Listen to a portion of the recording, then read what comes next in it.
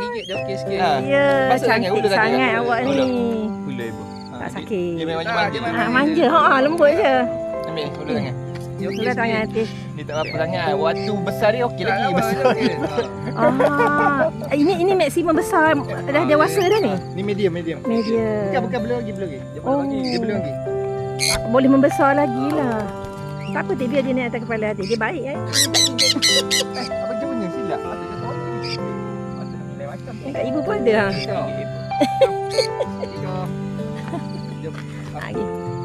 Bagus dia. Okey kan? Dia kena ikutkan telur dulu. Dia kena ikutkan telur.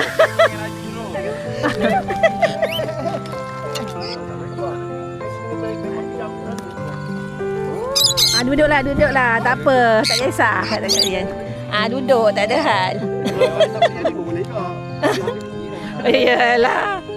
Kita orang yang newbie tak boleh beli hok mahal. Kena mula.